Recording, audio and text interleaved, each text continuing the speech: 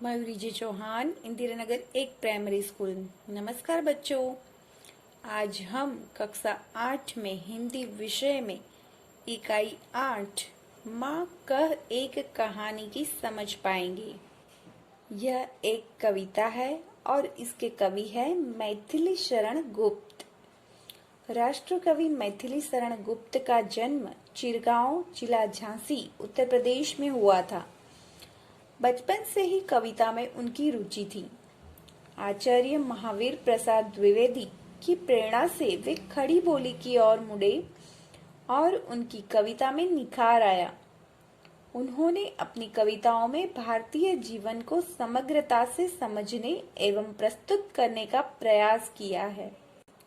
खड़ी बोली हिंदी के आरंभिक उन्नय को बढ़ावा देने वाले में एक थे। साकेत गुप्त जी द्वारा लिखित महाकाव्य है। इसके अतिरिक्त यशोधरा, पंचवटी, भारत भारती तथा जयद्रथ वध आदि इनकी मुख्य काव्य कृतियां हैं। मारने वाले से बचाने वाला बड़ा होता है, यह उक्ति चरितार्थ हुई है गौतम बुद्ध के जीवन से। संवाद शैली की इस कविता में गौतम बुद्ध के बचपन की एक घटना का उल्लेख है, जिसमें उनका पुत्र राहुल माँ यशोधरा से राजकुमार सिद्धार्थ की उसी कहानी को दोहराने का आग्रह करता है, जिससे उपयुक्त उक्ति परिभाषित हुई थी। अच्छा बच्चों, अब आप सब इस काव्य का गान सुनेंगे।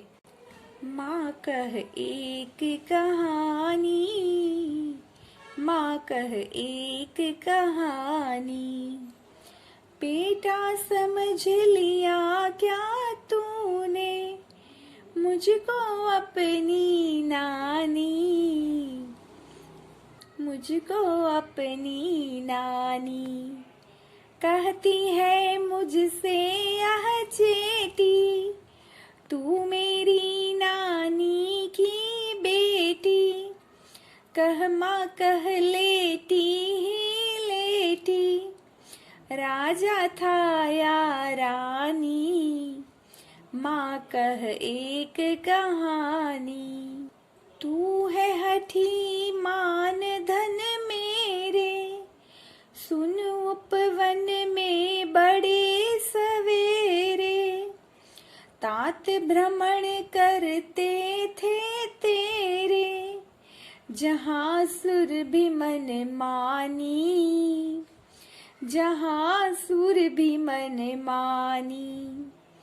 हाँ माँ यही कहानी, हाँ माँ यही कहानी। वर्ण वर्ण के फूल खिले थे, झलमल कर हम बिंदु झिले थे, हल्के झोंके हिले मिले थे, लहराता था पानी, लहराता था पानी। हाँ हाँ यही कहानी। गाते थे खग कल कल स्वर से, सहसा एक हंस ऊपर से, गिरा बिद्ध होकर खग सर से, हुई पक्ष की हानि, हुई पक्ष की हानि। करुणा भरी कहानी, करुणा भरी कहानी। चौक उन्होंने उसे उठाया, नया जन्म सा उसने पाया, इतने में आंखें टक आया, लक्ष्य सिद्धि का मानी, लक्ष्य सिद्धि का मानी। कोमल कठिन कहानी, कोमल कठिन कहानी। मांगा उसने आहत पक्षी, तेरे तात किंतु थे रक्षी। तब उसने जो था खग भक्षी, हठ करने की ठानी, हठ करने की ठानी। अब बढ़ चली कहानी, अब बढ़ चली कहानी। हुआ विवाद सदय निर्दय में, अभय आग्रही थे स्वविषय में। गई बात तब न्यायालय में, सुनी सभी ने जानी, सुनी सभी ने जानी। व्यापक हुई कहानी, व्यापक हुई कहानी। राहुल तू निर्णय करे इसका, न्याय पक्ष लेता है किसका। कह दे निर्भय जय हो जिसका, सुन लो तेरी बानी, सुन लो तेरी बानी। माँ मेरी क्या बानी, मैं सुन रहा कहानी। कोई निरपराध को मारे, तो क्यों दूसरे न उसे उबारे। रक्षक पर भक्षक को वारे, न्याय दया का दानी, न्याय दया का दानी। तूने सुनी कहानी, तूने सुनी कहानी। बच्चों, आप सबने इस काव्य का गान सुना। अब हम इसकी समझ पाएंगे। माँ कह एक कहानी, बेटा समझ लिया क्या तूने मुझको अपनी नानी। यशोधरा का बेटा राहुल अपनी माँ से कहता है, माँ मुझे एक कहानी सुनाओ ना। तब यशोधरा कहती है, बेटा तूने मुझे अपनी नानी समझ रखा है। कहती है मुझसे यह चेटी, चेटी यानी दासी, तू मेरी नानी की बेटी। कह माँ कह लेटी ही लेटी, राजा था या रानी, माँ कह एक कहानी। छोटा बच्चा राहुल अपनी माँ से कहता है कि दासी मुझे कहती है कि तुम मेरी नानी की बेटी हो, तो तुम मुझे कहानी सुनाओ। लेटे ही लेटे सुनाओ। एक राजा था या रानी थी, तू है हठी मान धन मेरे, सुन उपवन में बड़े सवेरे। मान धन यानी पुत्र, तू मेरा पुत्र है, हठी है। सुन उपवन यानी बाग या फिर बगीचा। उपवन में बड़े सवेरे, तात भ्रमण करते थे तेरे, तेरे पिताजी भ्रमण कर रहे थे।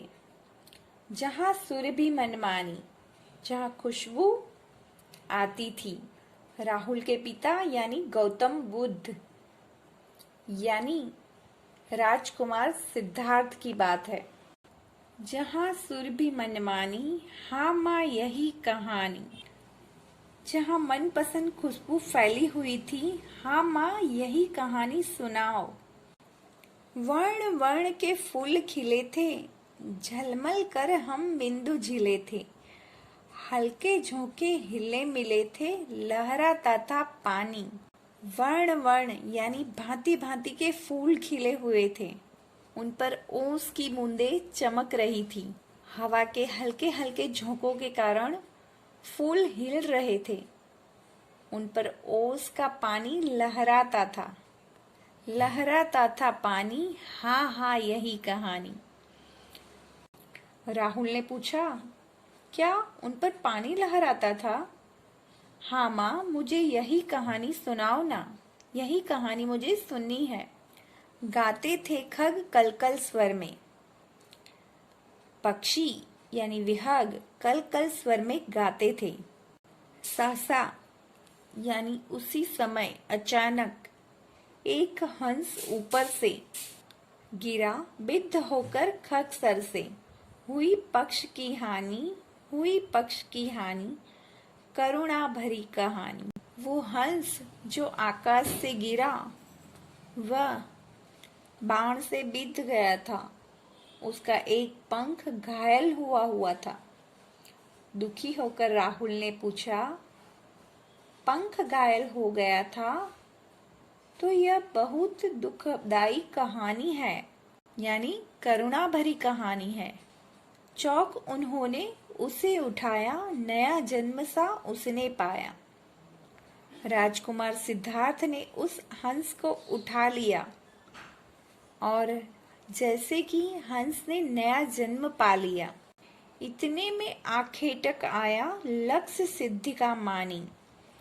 उसी समय आखेटक यानी शिकारी, जिसने शिकार किया था हंस का, वह वहां पर आ गया और उसने हंस की मांग की। उस शिकारी को उस बात का गर्व था कि उसका निशान सही बैठा है। लक्ष्य सिद्धि का मानी, कोमल कठिन कहानी। राहुल ने कहा, क्या अचूक निशाने का अभिमानी, यह तो कोमल पर कठोर कहानी है। मांगा उसने आहत पक्षी, तेरे तात किंतु थे रक्षी। तब उसने जो था खगभक्षी, हट करने की ठानी। उस आखेटक ने, उस शिकारी ने आकर तुरंत ही हंस मांगा, लेकिन राजकुमार सिद्धार्थ यानी तुम्हारे पिताजी ने उसे मना कर दिया, क्योंकि तेरे पिताजी तो रक्षा करने वाले थे। तब पक्षियों का मांस खाने वाला वह शिकारी पक्षी लेने पर अड़ गया। हट करने की ठानी, अब बढ़ चली कहानी। राहुल ने कहा, जब शिकारी अड़ गया तो फिर मामला बढ़ गया। हुआ विवाद सदय निर्दय में, अभय आग्रही थे स्व विषय में। दोनों के बीच में विवाद हुआ, यानी इस विषय में बहस हुई। दोनों अपनी अपनी बात पर डटे हुए थे। गई बात तब न्यायालय में, सुनी सभी ने जानी। जब बात बढ़ गई तब बात न्यायालय में गई, तब यह बात सबने जानी। सुनी सभी ने जानी, व्यापक हुई कहानी। यह बात सब में फैल गई और कहानी व्यापक हो गई, यानी बात चारों ओर फैल गई। राहुल, तू निर्णय कर इसका, न्याय पक्ष लेता है किसका। राहुल की माता यशोदा राहुल से प्रश्न करती है कि राहुल, तू इस कहानी का निर्णय कर। क्या निर्णय करेगा? न्याय पक्ष किसको मिलेगा? कह दे निर्भय जय हो जिसका, सुन लूं तेरी बानी। निर्भय होकर अपना पक्ष रख, अपना विचार रख कि किसकी जय होगी। मैं तेरी बानी सुनना चाहती हूँ। तब राहुल कहता है, माँ मेरी क्या बानी, माँ मेरी क्या बानी हो सकती है। मैं सुन रहा कहानी, मैं तो कहानी सुन रहा हूँ। कोई निरपराध को मारे तो क्यों दूसरे न उसे उबारे। रक्षक पर भक्षक को वारे, न्याय दया का दानी। कोई किसी निर्दोष को मार रहा हो तो दूसरा उसे क्यों न बचाए। न्याय उसे मिलना ही चाहिए। न्याय दया के पक्ष में ही होना चाहिए। वैसे भी मारने वाले से बचाने वाला हमेशा बड़ा रहता है, क्योंकि मारने वाला तो उसके प्राण हर लेता है, क्योंकि बचाने वाला जबकि उसको प्राण देता है, नया जीवन देता है। न्याय दया का दानी, तूने सुनी कहानी। राहुल ने कहा, क्या दया न्याय का दान देती है? यशोधरा बोली, तूने सचमुच कहानी समझ ली। अपनी माता यशोधरा से कहानी सुनकर राहुल बहुत प्रसन्न हो गया। और बच्चों, आप सब भी प्रसन्न हो गए होंगे। ऐसे ही किसी नेक्स्ट वीडियो में हम फिर से मिलेंगे। तब तक के लिए बाय बाय।